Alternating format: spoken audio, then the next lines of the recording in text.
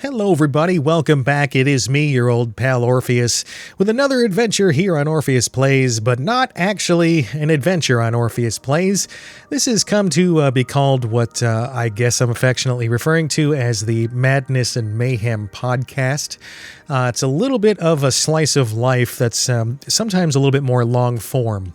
And that's kind of what I'd like to do with this podcast section of my channel here.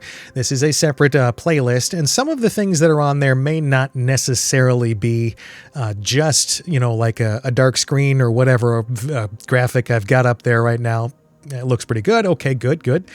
But this is going to be more of a deep dive into concepts and topics and experiences that I've had that aren't things that I really want to cover while I'm playing Blade and Sorcery. In some of the concepts, in some of the contexts, it just isn't appropriate for what I'm doing, or in some of them, it's just I want to just sit down and talk to you in a different sort of way than I normally do when I'm playing games. Now, what I wanted to talk about today is something I've never really actually talked through this out loud, and so I'm not 100% sure how this is going to go. I'm going to try my best to see if I can tell this story in any sort of coherent manner without getting into anything that's, too controversial or too overblown or anything. Now, I will say there is a slight trigger warning. Hold on a second. I got to drink some coffee. This is dry mouth work. Hold on.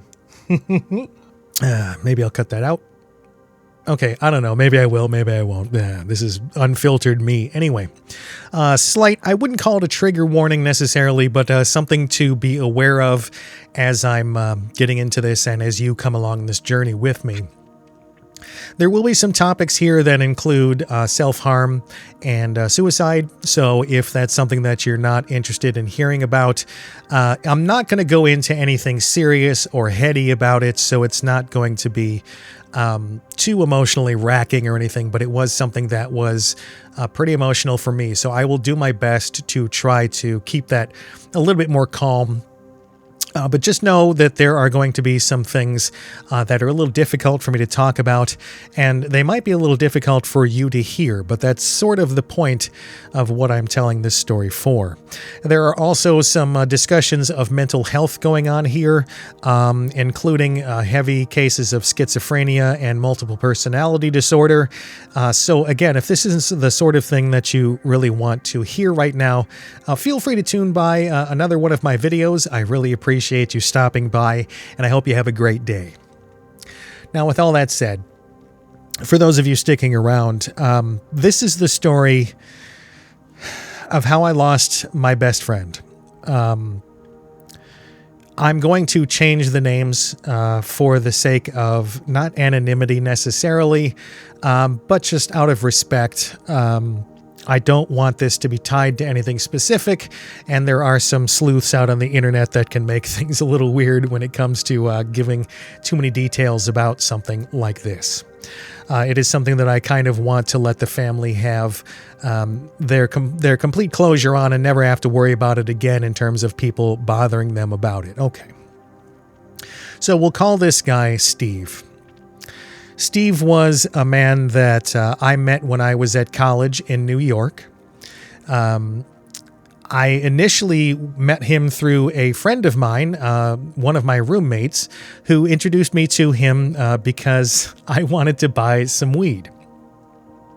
And this guy came over. He said, I know this guy he's a little out there. So, just be prepared. He might do some weird stuff when he comes over. But, he's got some pretty good stuff, and it's pretty reasonably priced and everything. So we wait a little bit. This guy shows up. And to say that Steve kind of commanded the room that he was in wherever he was is an understatement. He would glide into a room and he was the most charming guy. Like, no matter where he was, no matter what situation, he was always very suave and like very unusual too. Like, I think back on it, and this was before any of the Pirates of the Caribbean movies or anything. He reminds me, like, retrospectively, a lot of Jack Sparrow. he had that same kind of swagger, right? That same kind of just a little bit disconnected, a little bit crazy, but very fun. And you end up trusting him a lot, at some point. Well, he came in and it was, just kind of, hey, how you doing? My name's Steve. Hey, how you doing? My name's Orpheus. All right, do the little thing, blah, blah, blah. Here's your green. Here's your cash. Okay.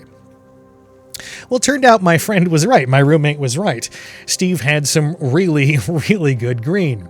And he wasn't that far away. You could give him a call. He would show up about a half an hour later. Kind of the perfect thing if you're into that in college, and there you go. Well, over the course of a few weeks, you kind of do a social thing. It's kind of a social tradition when someone brings you some green. Usually you will sit down and smoke a little bit with them, either a joint or bowl or whatever. Folks, if you're not legally available to do this sort of thing in your state or your region or your country, be smart. Don't get yourself in trouble just because of anything that I say or any choices that you make. This is not an endorsement. This is just a storytelling. I'm retelling something that happened in my life.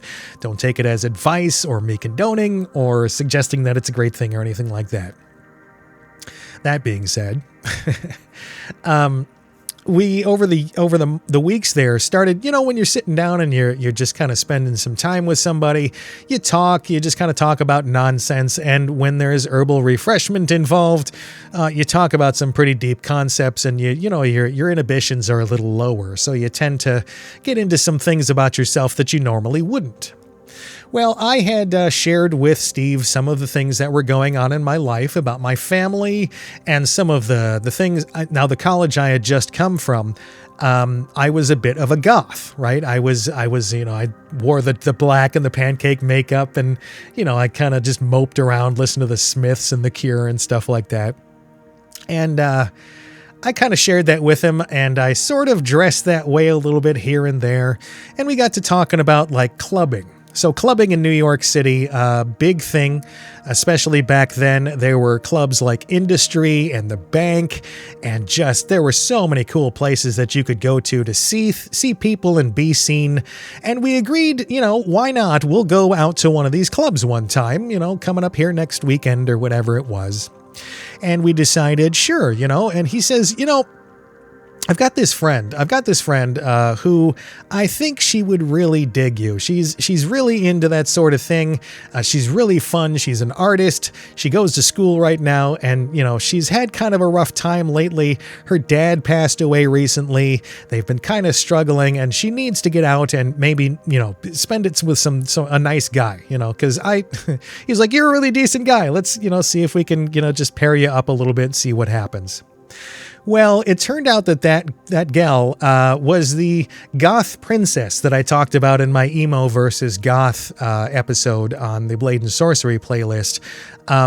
She was, the pale princess with black clothes and fishnet, arm coverings and, black lipstick and all that stuff.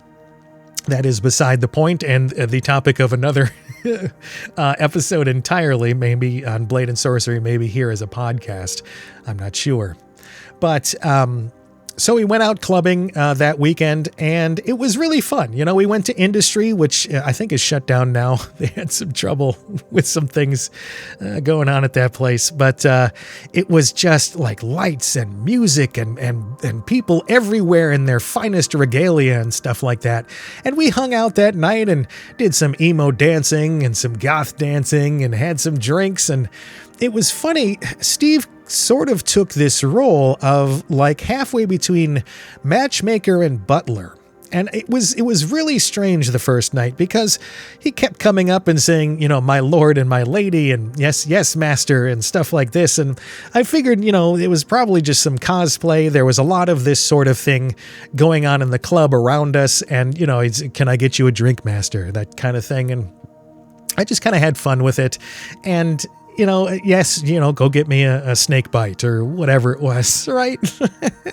So the music's pounding. We're having a great time. We get to the end of the night, and this gal, we'll call her Susie, she says, can I get your number? And I'm like, yeah, and so the weeks go on and we start to click. And we start to click as a trio, not like a love triangle or anything. Coincidentally, though, Steve had dated, what did I call her? Sandy or whatever. I'm not going to say her name again, so I won't have to reference it. I'll just say the girl that I was dating from this point on, because I won't remember all the different names. So we start hanging out as a trio, and yes, they had dated at some point in the past. It turned out that Steve had a lot of friends that were girls, and they were all girls that he had dated somewhere along the way. And it was the weirdest thing, because they would just come over and hang out, and it was nothing romantic. There was nothing going on like sexually or anything like that. They would just genuinely, the gal would come over, they'd hang out, we'd hang out and watch some anime or something. And then she would, she'd peace out. And I'm like, just keep this is amazing, dude. How do you do this? And it just turned out he was a nice guy, He was very genuine and very raw and very willing to say things that other people wouldn't say and do things that other people wouldn't do. And one great example is he was very much about pageantry and showmanship. And one of the things that he used to do is he had this outfit, this costume that you see them probably now at things like Burning Man all the time. But back then, this was really out there. It was a stilt costume where he could go from looking like a bat to a dragon or whatever he kind of made it up as.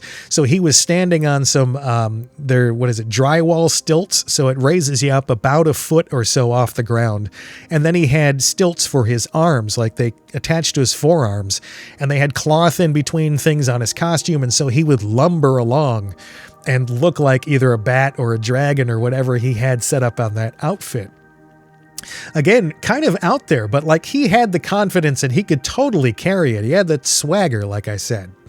And so he kind of attracted attention everywhere he went. And again, he would walk into a room, whether he was wearing a crazy costume or not, and he would immediately, people would just start gravitating towards him. And he matched up well with my personality because I'm a little bit like that as well. I was a little bit more shy. I'm still a little bit more shy now. But back then, he kind of, we bounced off of each other really well. And we started to become very, very good friends. Well, it was at that point that I started to discover that he had a couple of mental issues. I didn't know it name-wise at the time, but he had both multiple personality disorder as well as a very severe case of schizophrenia. He believed that, we'll get into that in a second. The multiple personality disorder was a thing. To give you an example of how extreme this was, he kept a journal, and he showed me the journal from time to time. And I'll tell you this now, it has been verified by psychiatrists and psychologists that this was not faked in any way. This was actually something that showed the turmoil and the struggle inside. He would keep a journal and he would, say things about that, what happened that day, or, he met this girl or something and he was hanging out with me, or he was planning to go somewhere.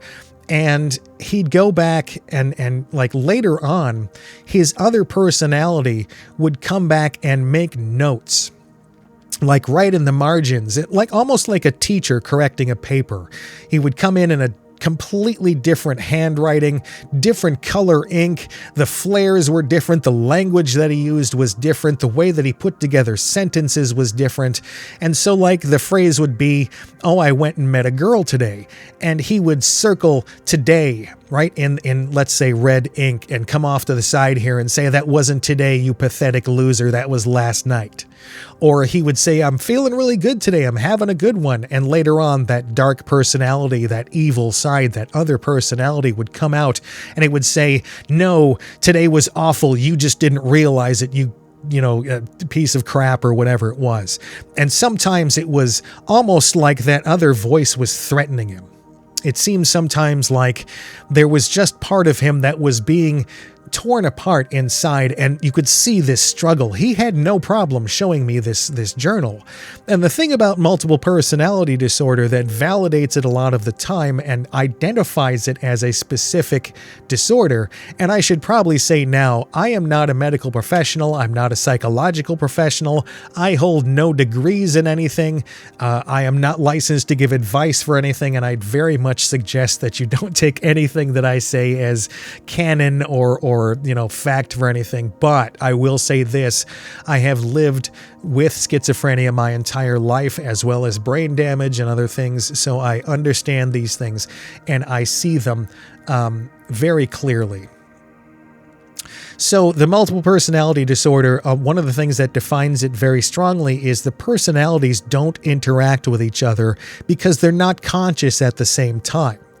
But a lot of the times they will be aware that they exist, right? So Steve would know that the other version of him existed. They just never directly communicated. That's not really possible in the human psyche. But he would communicate with himself through that journal. And it was really interesting to see the two parts of him struggling, pulling at each other, ripping each other to shreds, debating each other on things in life that they loved and hated, and things that they wanted to do and didn't want to do, goals that one had, and the other one would admonish and tell them that they were stupid for that choice.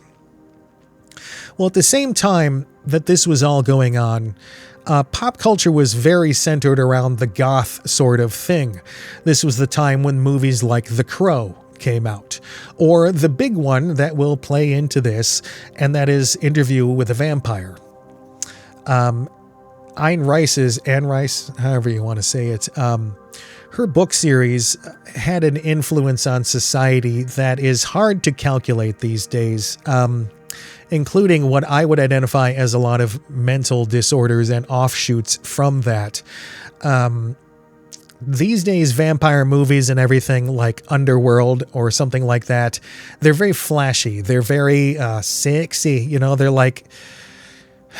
They're overdone and very pop culture-y, quick cut action and everything like that. Well, they're kind of a dime a dozen these days, especially since like Twilight came out. Vampires have been completely ruined in pop culture, like they used to be these like, mysterious and scary kind of things like I am Dracula, blah, and then they turned into like sparkly twinks or, anyway.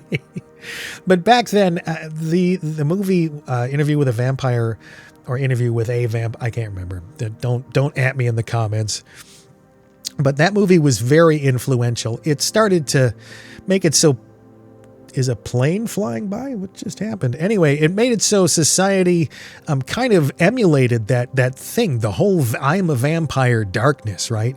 It was kind of a societal role-playing that happened amongst a certain section of society. And it kind of overlapped with and interlocked with the goth and emo kind of thing. We didn't really have emo back then, okay? You just had like a sadder goth that listened to more Cure and Smiths than the other ones. Anyway, so they would often intertwine this vampire fantasy along with this goth and darkness, and goth is like kind of that staring into the void thing, like that the French describe in their philosophy, where you just kind of let yourself be dark and experience that stuff, okay? Well, the vampire thing figured into it, and it really, really struck a chord with me. I was at a point in my life where I felt like I didn't have an identity. I'm adopted. Okay, so I never knew anything about it. My parents completely tore me a new ass every time that I asked about it. You may as well piss on our graves or whatever, right? Another weird thing from my family. You've heard it throughout most of my content. But I didn't have an identity. I didn't feel right anywhere in the world. And this community, the goth community, the darkness community kind of embraced me. And it was really the first opportunity that I had in order to become part of some sort of community like that. And it further progressed into the vampire kind of community because that fantasy is that you are above everything. Nothing can touch you, right? You are immune to the disease of time. You can just flick mortals away from you with your finger, not even thinking about it. Get out of my way, mortal human. You're unimportant to me. You are nothing but cattle to me, right? It's a very enticing sort of concept, right? It is something that you can be eternal and beautiful the rest of time. If you watch Interview with a Vampire or you read any of Anne Rice's novels, not only are they a tiny bit homoerotic, which people didn't point out back then, which freaked out a lot of people these days. I'm still cool with it. I saw it, whatever. But it made it into this thing where it was like suddenly it was this romantic, sexy kind of thing going on. And so a lot of people, including myself, latched on to that. And I got pretty deep into it. The girl that I was dating at the time, see, there you go. I referred to her there. And myself would dress up. We had porcelain clip-in teeth that you could legit eat and drink with and like pierce people's skin with. The girl that I was dating and we used to actually like bite each other's necks almost to the point where there was some blood, unfortunately. But we were both clean. We both got tested and stuff. But stuff like that, we would like mock seduce people in the club and dance with them and like mock hypnotize them and take them in the back and like kind of bite their neck a little bit. Not like, but like, just that little kind of nibbling, oh, mon chéri kind of thing. Okay. So what was going along with that at the same time is my friend Steve, who naturally, from the first night that we went to the nightclub, started going, had this kind of submissive kind of thing going on. And we started to call him my viseur, right? The V-I-S-E-U-R. I believe it's a French term for like attendee or like a personal assistant, something like that. But it also goes deeper than that. It's like a trusted person that is your second person. Like they're the one that's always there to have your back, but they also listen to you, give you advice, help you with whatever little things you got going on, like any little jobs you got to take care of, And so he naturally fell into that role once we started doing the vampire role playing. Well, what I didn't know at the time is that because of his schizophrenia, he started believing that I was actually a vampire. And this is the part where things get a little, I get a little bit ashamed, I guess. And this is where the podcast gets a little tough. I never did anything to let him know that it was all a game.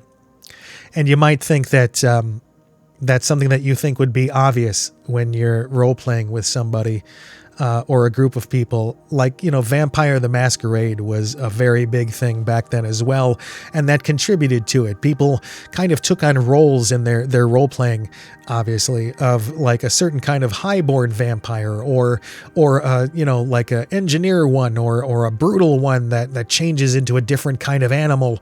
You had people that pretended they were werewolves and it was ridiculous, but it was what society was doing as a hobby. You'd go to a club, you pretend that you're a vampire. There were people on the other side you didn't like that were werewolves. You'd actually get into real fights outside and stuff. And my friend started to believe it.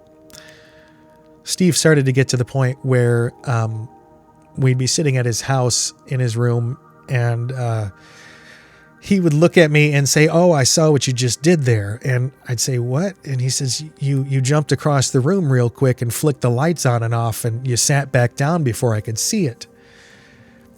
And that kind of game that we were playing, every time that he would bring something up sort of like that, I went with it. I would go, "Yeah, I did." And it was because it was that attention. Like it was me as that ancient vampire that he thought that I was and was fascinated by. He would ask me questions about all sorts of things. And I had done research over the years growing up about like different mythologies and like ways that they thought that Egyptian gods turned into, it's in the Anne Rice novels, the way that Egyptian gods turned into vampires. And I fed him this nonsense nonstop. And the girl that I was dating, she was supposed to be the person that I was transforming into this eternal goddess. And it was, every time that I was with Steve, it was like he wanted to know more. He always wanted to be part of my life, that vizier kind of thing, and be a trusted friend. And more than that, he wanted to be my Renfield. You know what I mean? Like from the Dracula movies, he wanted to be that person who was, would take care of the affairs, while I couldn't as this vampire. And, like I said, I never sat him down. I never said, this is all a game, right? And I knew fully that he had mental disorders.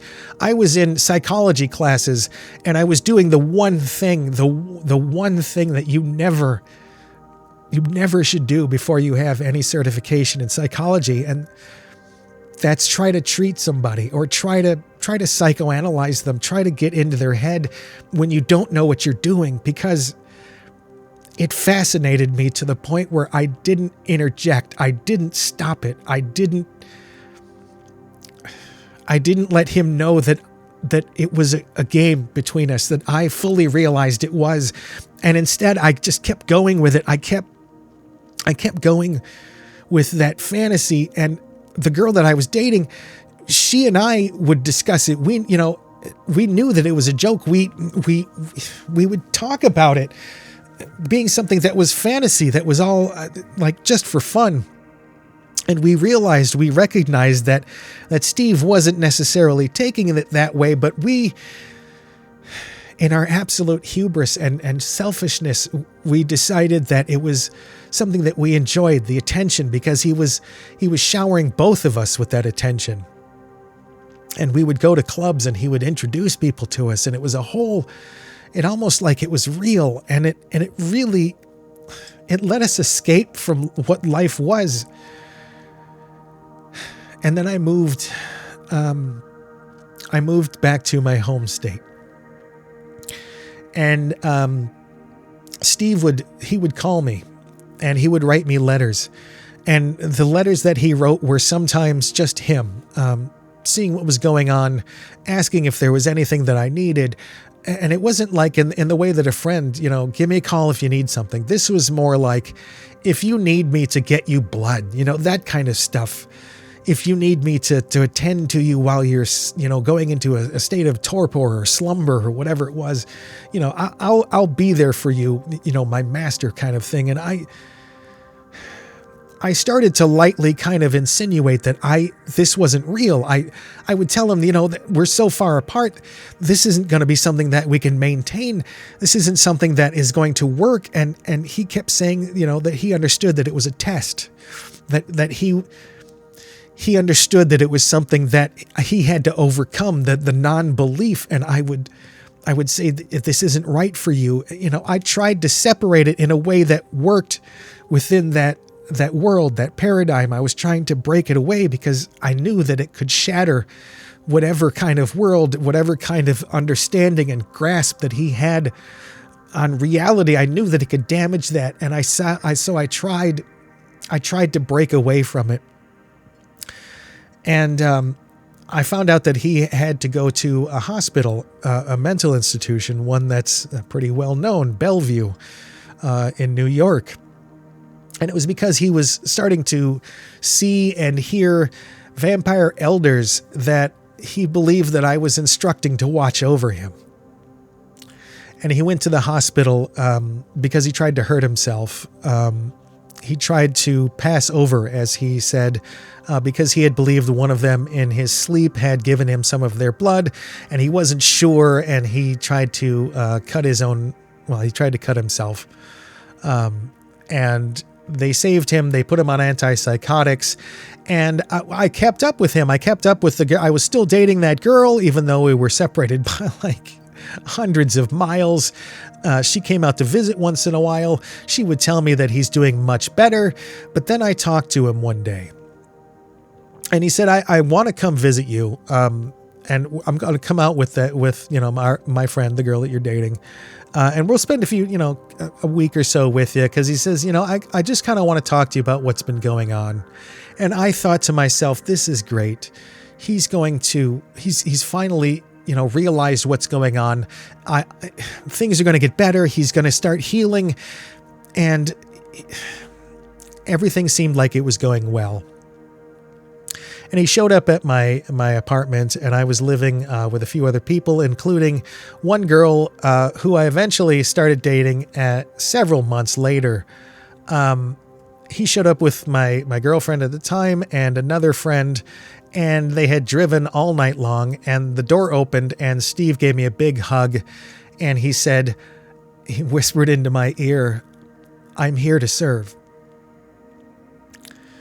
And I knew it wasn't going well, because while he was on the medication, he didn't take it correctly. He would like cheek it and spit it out. And so he was telling them what they wanted to hear. And so he still believed that I was this immortal vampire, and that he was there to help me wrap up something or whatever it was. Well, he had a bit of a psychotic break while he was staying with us, and he thought that I was sleeping with one of my roommates. And so he took me into my room, and he had brought a sword with him that he wanted to present me as one of the gifts as my vizier. And it was a Knights of Columbus sword with a beautiful silver scabbard and a bone handle and engraving, and this thing was gorgeous. His family has it now. And he sat me down in front of him, and he said, you are the person that I serve, but he said, I have to know something. And he took out the sword and he put the tip of it to my throat. And he said, I want you to tell me, look me in the eyes, and you tell me that you are staying faithful to the girl that you're dating. Her name.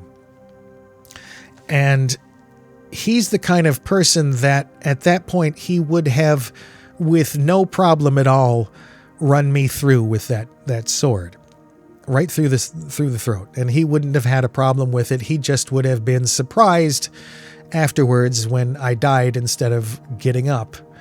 And I had to convince him more through fear than through trying to be honest that if he made that choice, I would have no choice myself but to make the rest of his existence a living hell as the vampire that I was.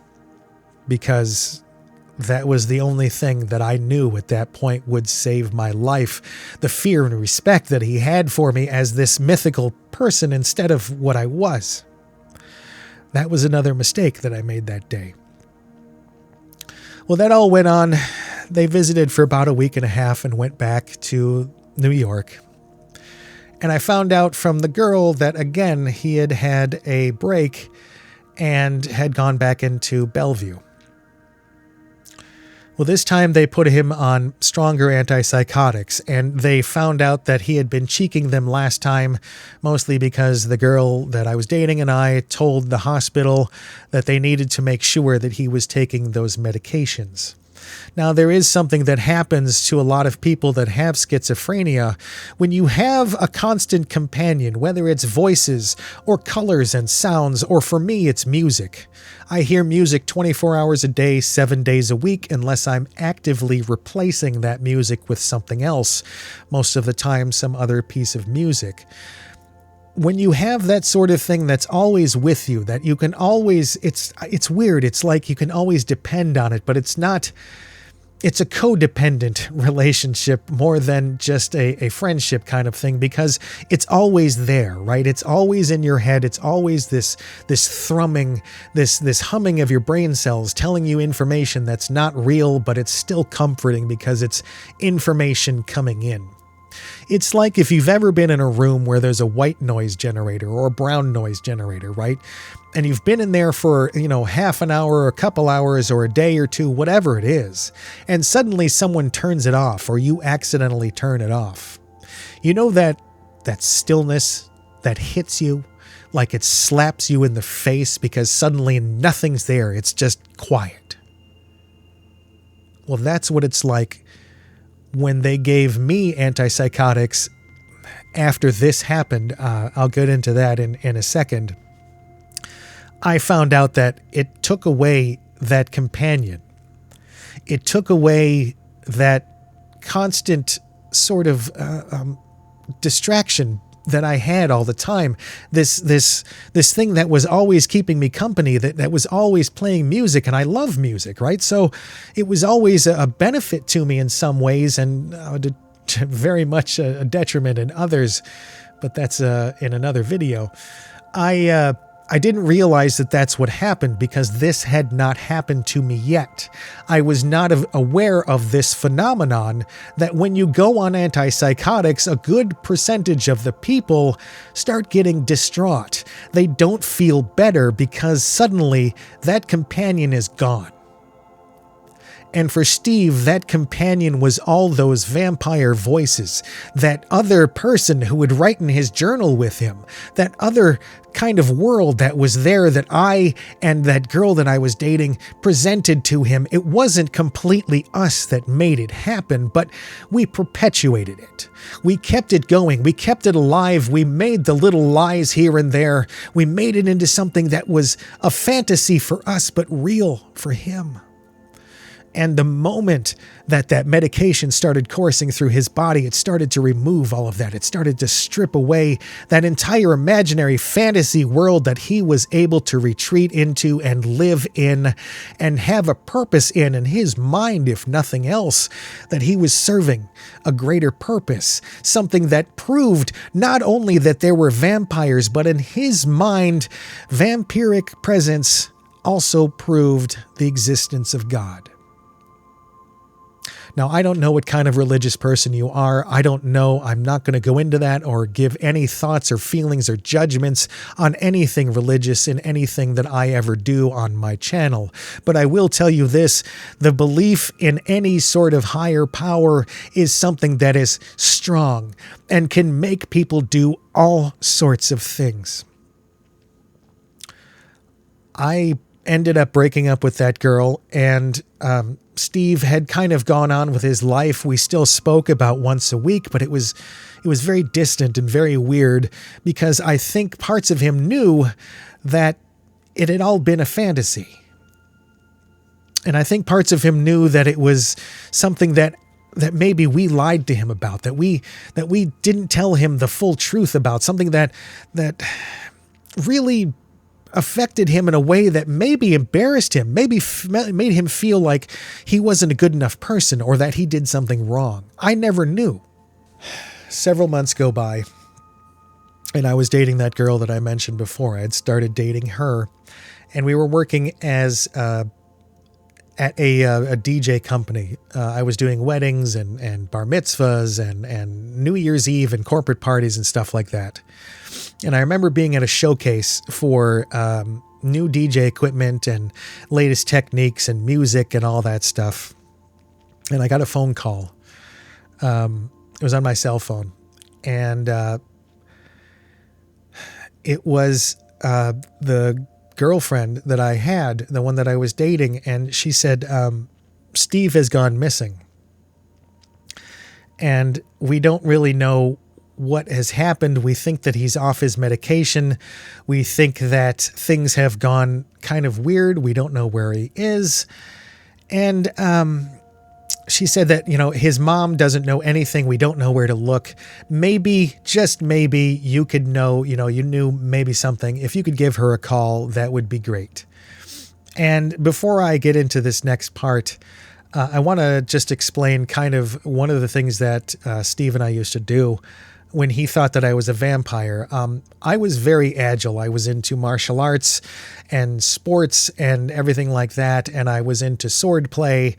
And I was to the point where we would quote unquote train, right? Like I would be up in a tree or something and he would be throwing beer bottles or something at me and I'd be swinging and slicing them with my sword. Not obviously, like some Japanese anime thing where I'm cutting the swords or the bottles in half or anything, but stuff like that. And there was this one place, a clearing on the campus of the college that I was going to, that people used to go to. It was a fire pit that had a clearing above it that people would go, and you'd start a fire, and you'd relax in front of this tree and just have fun. And it was kind of a known communal place, but not, anything official by the college. And so I called his mom, and great lady, an amazing lady, very, very accepting.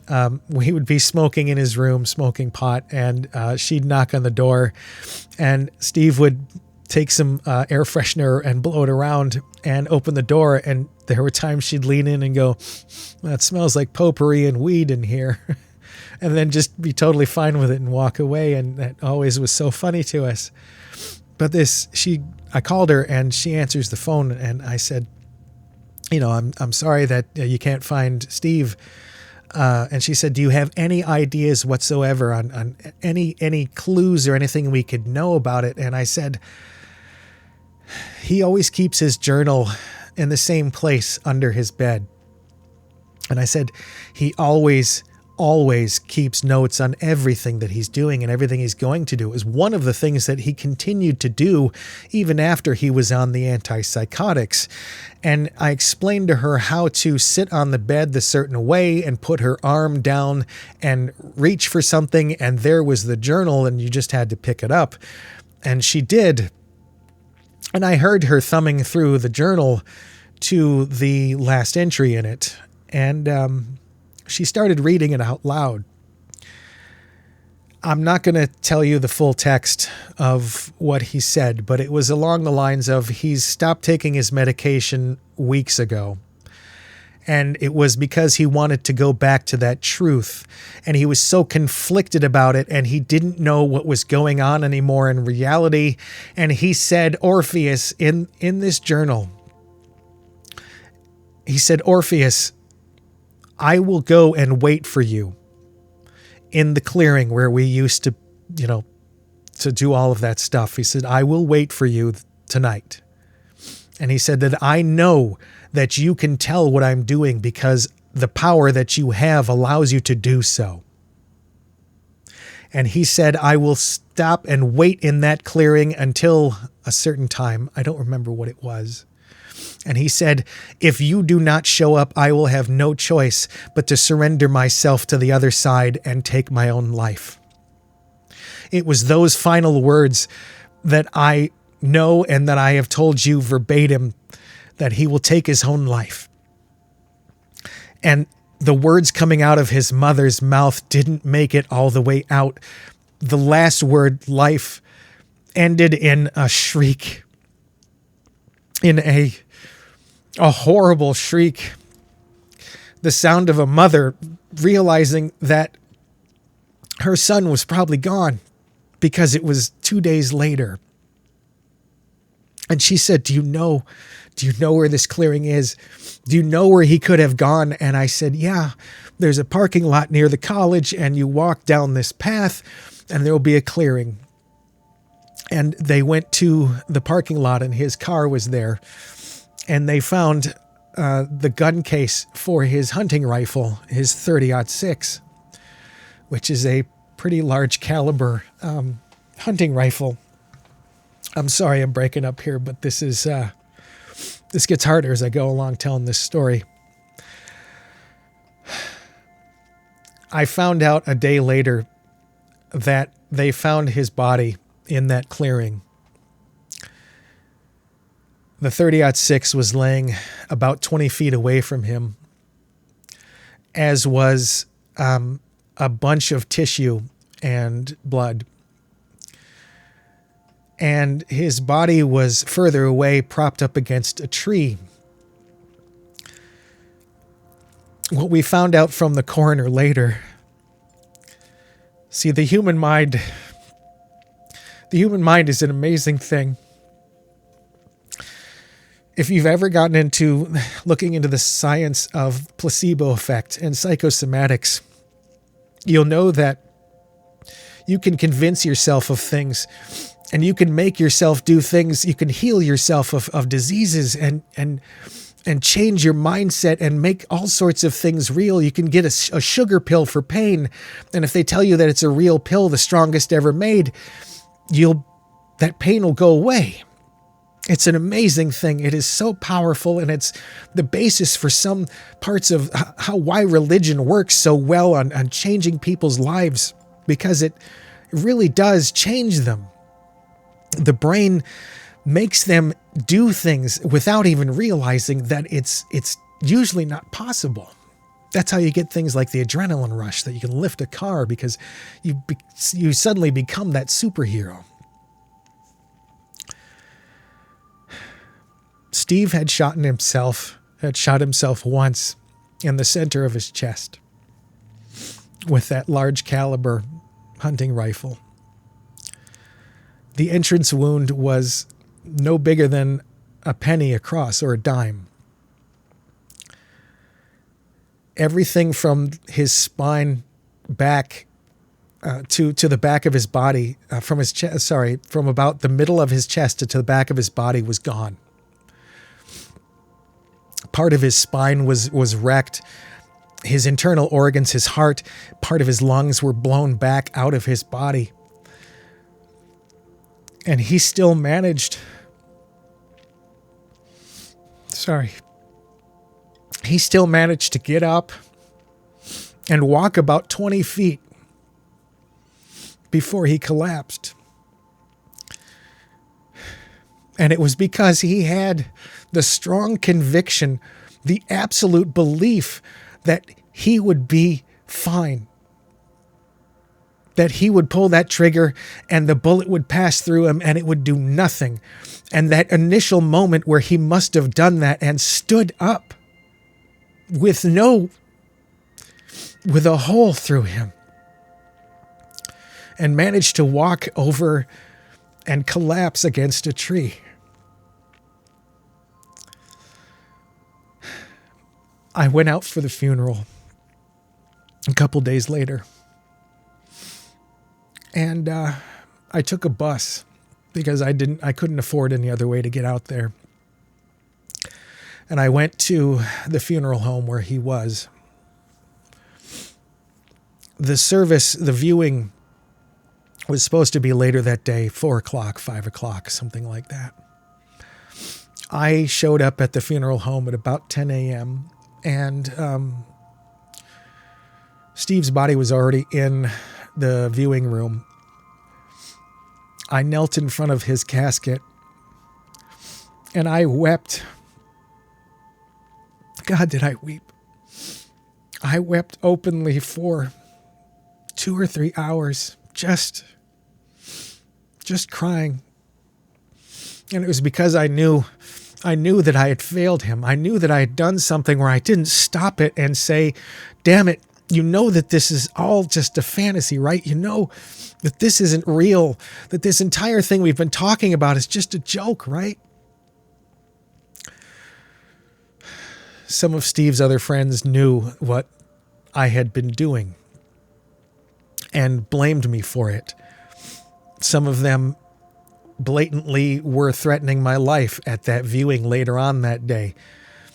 It was to the point that the girl that I was dating had to take me outside and say, I have called you a cab. You can't be here anymore because it's not safe for you. I couldn't go to the burial later because it wasn't safe for me, because people had told me that they would kill me later on that day. Now, the hardest part about all of this isn't finding out what happened, isn't hearing his mother say that from his diary. It's not seeing his body. It's his parents coming up during the viewing and thanking me. They thanked me for helping them to find his body so quickly, because his father was a detective and had seen what can happen when you don't find the body in time. And so his parents went around during that viewing to all the rest of the people, the adults there, and was introducing me as this hero.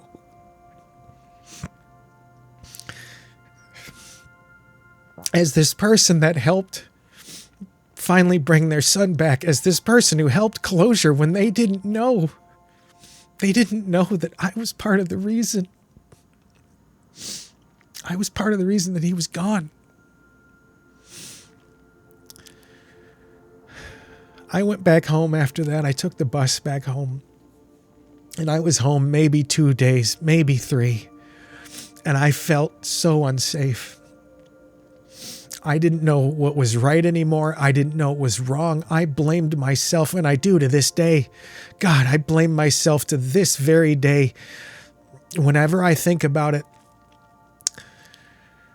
But I was feeling unsafe, and so I went to a local psychiatric hospital, and I checked myself in for that very reason. I said I wasn't feeling safe. I was feeling like harming myself, and I made a choice. I made a choice that every single one of you should make if there is ever any problem that you feel like harming yourself or someone else. Go check into one of these places. Go talk to somebody, because they will take care of you. They're not going to shame you. It's not a straitjacket thrown into a padded room and injected with Thorazine. You're not a zombie walking around. They really are there to help, because they did for me. But one of the things that I found out, I had been on antipsychotics that they put me on, because they can do that when you have thoughts of self-harm. It breaks you out of that quickly in a lot of cases. I find out after several days of being on that medication that I had been hearing music my entire life. I hadn't realized that it was a thing that was wrong until several days in of that medication working, and I woke up and it was silent. Everything was still. There was no music. There was no jumble. There was no noise in my head. And I realized what was going on, that the antipsychotics had taken that away from me. It had silenced that partner, that companion that I had. And I realized what Steve had gone through. Very harshly, very quickly, very raw. That companion, however messed up, however wrong, however weird it was, and where its origins came from, it kept him company, like it kept me company. And when they ripped that away, it left him feeling alone, and it left him with no other choice but to immerse himself back into that world and ultimately end up destroying himself. If I could take it back, I would. Damn it, I would. I don't feel like I'm, civilly responsible or anything, because when it comes right down to it, you're talking about psychological issues and mental conditions and mental disorders and challenges, and everyone made their own choice in that situation. The influence that I gave him, I thought that I was breaking away from properly. I thought that I was doing it right, and I didn't. And I lost my best friend. And I'll never be okay with it. I want to just leave you with the thought that if you or someone that you know is going through any sort of turmoil like this, any sort of issue, sort of problem where you feel like they're out of control or you're out of control, please don't hesitate. Don't feel embarrassed. Don't feel like you're going to hurt their feelings. Don't feel like you're going to ruin their lives by telling someone that they need help, because you're probably going to save their lives. But more importantly, you need to realize that you have significant impact on people around you every day, whether you know it or not. For me, I helped my friend to make a choice that took him away. Anyway, I'm sorry if I bummed you out with that one. Like I said, I've never really talked that through, and so it's hard to do. It's it's rough to present that as a story from my life, because I did something so wrong, and there's no way I can ever make it right. There's no way I can ever say sorry to anybody in particular for that, because I don't know. His name is so common. There's so many people with his family name in New York, and there's no way. I've tried over the years. I tried to call and say I'm sorry, to offer myself and my pride and just everything, to say I so apologize for contributing to this. Am I at fault for this? No, not necessarily. Like I said, people make their own choices. People ultimately make their own choices, and he had decided to go back and decided that if it didn't work, he was done with this world. Don't make that choice yourself. I've survived through worse, and I will continue to survive through whatever life throws at me. Do the same thing yourself. Make a vow to yourself and to the people that you love that you will survive, and you will always go and get the help or help them find assistance if they need it. I really care about you. I do. As a viewer, as a listener, as someone who's just decided to become part of this community, I really appreciate and I care about you. No joke. So, if nothing else, I want to end it with what I normally end it with, and that is, be good. Do good. Treat yourself well. Because you deserve it. You really do. I'll see you in the next one. Bye.